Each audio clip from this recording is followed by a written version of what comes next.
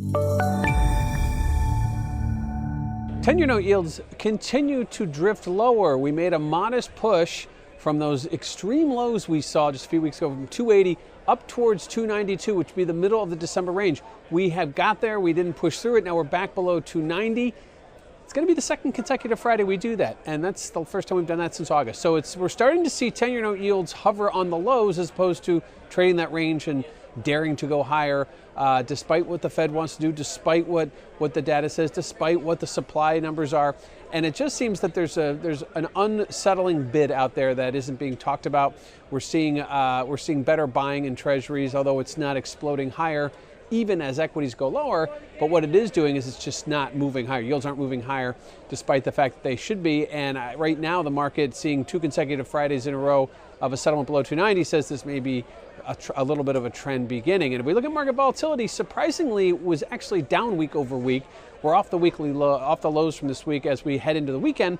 But it is interesting to see that we're not going higher, given that unsettling bid to treasuries, despite all the other things I just mentioned. So right now, right at 280 would certainly be the next real resistance for 10-year note yields.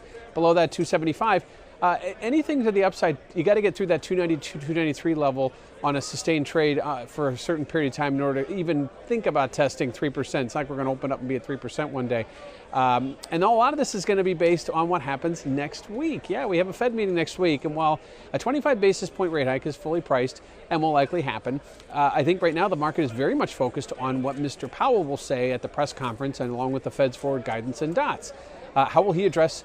Key here is how is he going to address the growth issue, not only here in the States, but also globally. The Fed has said that if global growth starts to slow, how will will it curtail some of their Fed tightening policy? Will it change things, their outlook? And Mr. Powell has always said the numbers will speak, not him. So if the numbers come in with weaker growth, you can expect less rate hikes or at least less tightening or less hawkish speak from the Fed.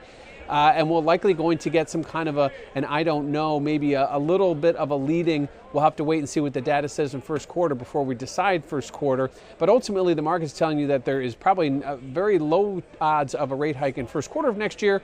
Things may change, and second or third quarter may see a rate hike. Right now, it's not really fully priced for anything in 2019, but it's still 2018. So right now, the market's holding those yields on the lows, 2 consecutive weeks below 290.